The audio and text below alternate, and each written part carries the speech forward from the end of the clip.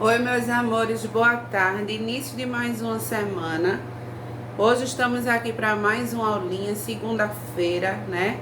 Então, desde já, a tia Lilian vai explicar a vocês que as nossas aulinhas futuras serão um pouquinho mais extensas, certo? Então, vocês vão ter que ter um pouquinho de paciência em casa, juntamente com a mamãe, para que a gente possa realizar essas atividades e assim concluir o nosso livro, certo?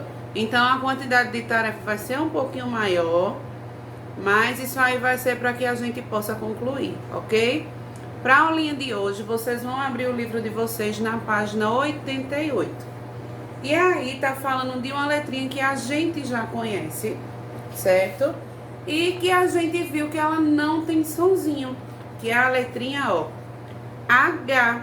Então, na família da letrinha H, quando eu falo A, E, I, O, U, eu não ouço o som da letrinha H. Por que eu não ouço o som do H? Porque o H, ele é mudo, ele não tem som. Então, na família do H, eu vou estar ouvindo o som das vogais, certo? Isso é quando o H, ele aparecer, ó, só juntinho da vogal. Então, a gente não vai ouvir o sonzinho dele, porque ele não tem som. Ele é mudo, certo? Então, pensando nisso, outras letrinhas se juntaram com H para que ele pudesse ter um som mais forte, certo? Vejam só que as letrinhas legais viram que ele não tinha sonzinho e disseram assim, ó, vamos lá nos juntar com H para que ele possa ficar mais forte e não ser mudo para sempre, né? Então, as letrinhas L, N e C se juntaram com H para assim formarem outros sonzinhos mais fortes, certo? Então, esses sonzinhos dessas letrinhas que são formadas por duas letras, a gente chama de dígrafo. Dígrafo porque é formado por o sonzinho de duas letras, certo? Então, a gente vai conhecer como é o sonzinho da letrinha H juntinha do L, a letrinha H juntinha do N e a letrinha H juntinha do C. Vamos lá? Então, aqui eu tenho o N e o H, que a gente vai, já que o H não tinha som, né, que ele era mudo, ele agora vai receber um novo sonzinho. E a gente vai chamar esse sonzinho, ó, de nha, certo? Não é mais forte? Então, a gente tem, ó, nha, nhé, nhi, nhó e nhum, certo? Vamos repetir comigo? Nha, nhé, nhi, nhó, nhum. É bem difícil de falar, né? Que é justamente quando a gente fala minhoca, esse nhó, né? Que a gente dá aquela enroladinha. É justamente porque a gente vai ter a letrinha N juntinha do H, certo? E outra coisa, quando a gente for separar as sílabas das palavrinhas, eles não podem ficar separados, certo? Nem o NH, nem o LH, nem o CH. De jeito nenhum, eles sempre vão ficar juntinhos na mesma sílaba.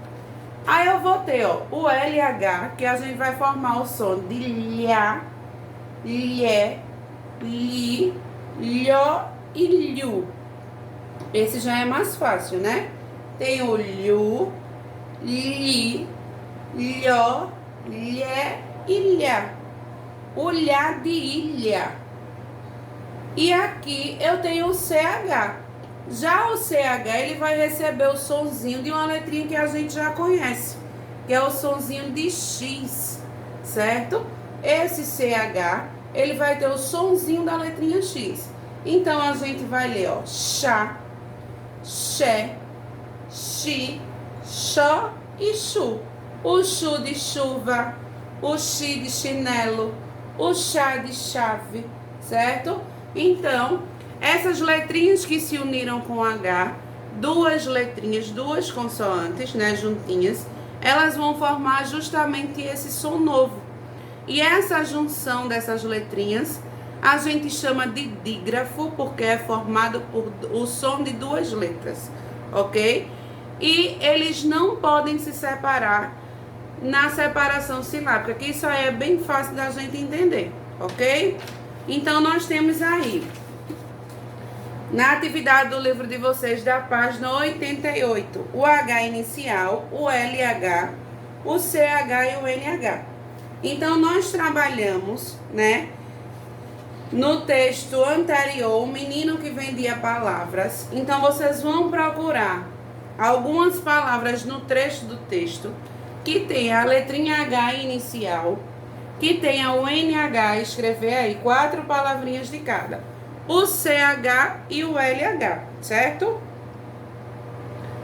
Aí, aqui tá pedindo para no caderno fazer um quadro igual, mas vocês não vão precisar fazer essa atividade, ok?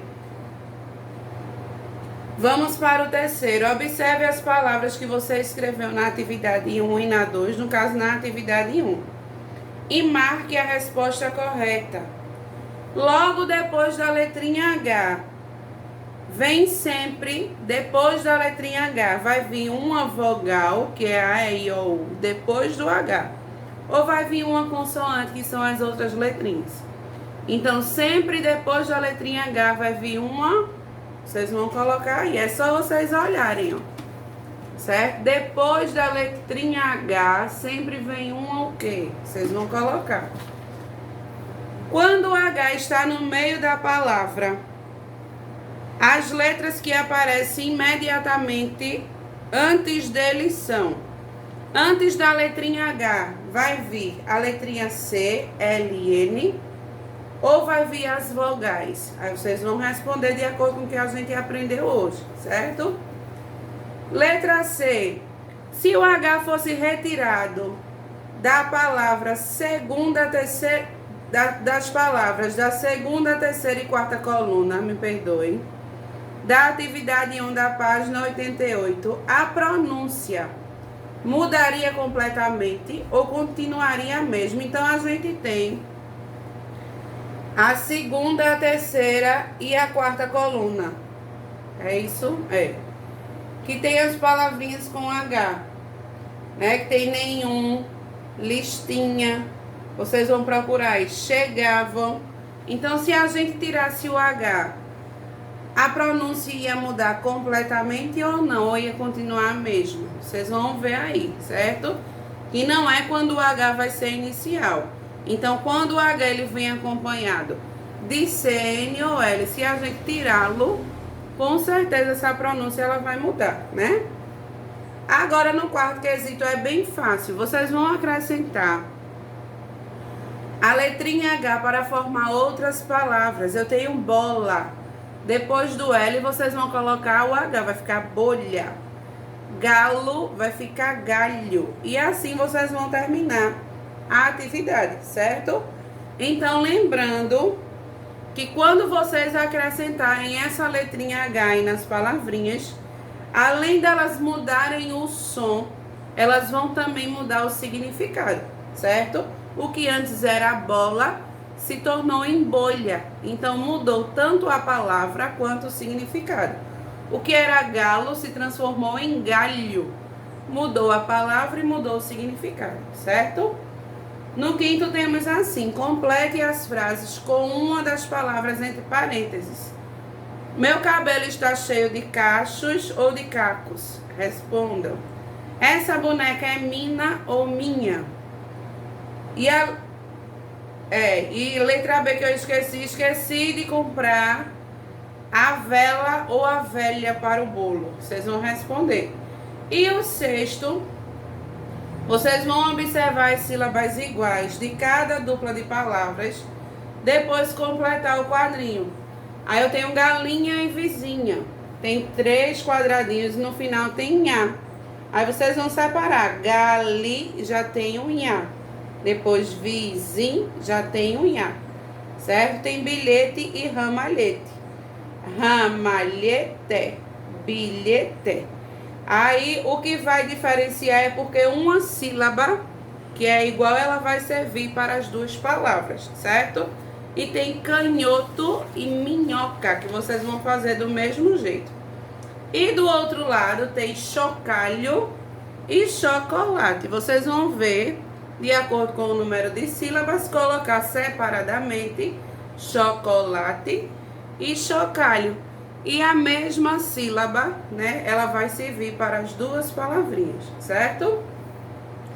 Aí a gente tem outra explicaçãozinha, que são as palavras iniciadas com IN, com M, e com IN, com N de duas. Aqui, ó, IN e IN, certo? Então, a regrinha desse IN e desse IN vai ser o mesmo das palavrinhas que tem M e N, certo? Que esse IN daqui, ele vai aparecer antes de P e B. E esse IN antes das outras consoantes, certo? Só que tem uma regrinha também, que na maioria dessas palavras, na maioria não, em grande parte dessas palavras que começam com IN, ela vai estar dando um sentido contrário à palavrinha original. Por exemplo, eu digo que eu tenho certeza de uma coisa. Então, quando eu não tenho certeza, eu digo que é uma incerteza. Então, esse incerteza vai estar começando com IN, certo?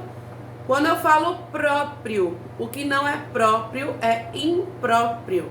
Então, essa palavrinha que vai começar com IN, ela tem um sentido contrário à palavrinha original, certo? Uma pessoa que consegue fazer as coisas, ela é capaz. Então, se ela não consegue, ela é incapaz. Sentido contrário.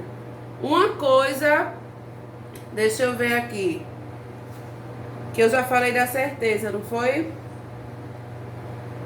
Uma coisa que, vamos dizer, que é própria para aquela coisa. Então, a gente diz que é compatível. Aquilo que não é próprio, a gente diz que é incompatível, certo? Então, quando aparece um IN inicial, né? Na maioria das vezes, ele vai ter esse sentido contrário, certo? E a atividade aí é bem simples e a regrinha é a mesma, certo? Esse IN com N vai aparecer antes das consoantes qualquer, que é C, D, J, G, e já o IN com M, ele vai aparecer só antes de P e B, certo? É impróprio, começa com P, então o IN vai ser com M. Aí tem aí no primeiro quesito, procure no trecho do livro O Menino que Vendia Palavras, duas palavras que comecem com o IN do N. Vai procurar duas palavrinhas e colocar aí, certo? Depois, em qual dessas duas palavrinhas o sentido dela é contrário à outra? A palavra original, qual delas tem um sentido contrário? Aí vocês vão ver qual é e vão colocar aí, certo? Depois tem assim, leia estas palavras. Aí vocês vão ler as palavrinhas com o IN do M e com o I do N. Então, muitas vezes até o IN do N, a gente não consegue identificar o som do IN no início. É como inalação, eu não digo inalação, né? É inalação, inauguração. Mas se a gente for prestar atenção, ela é iniciada com IN, certo?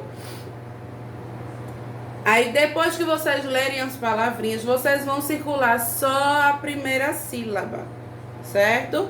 Que é justamente um IN com M e um IN com N. Depois que vocês circularem, vocês vão copiar nos quadros corretos, certo?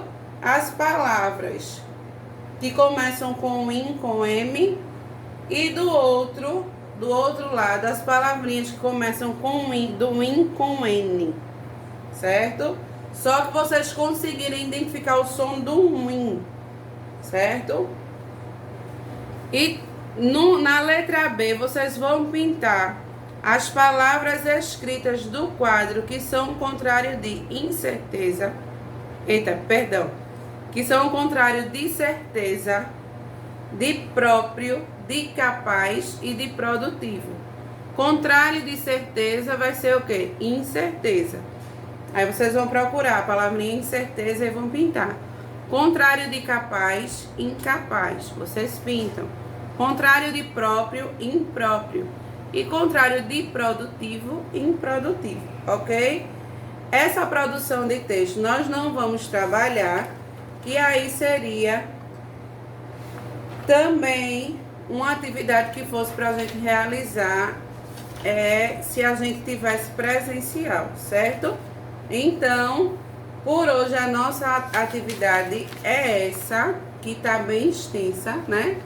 Mas que vocês vão se acostumar aí esses dias futuros, que a gente sempre vai estar fazendo atividade nesse nível, certo?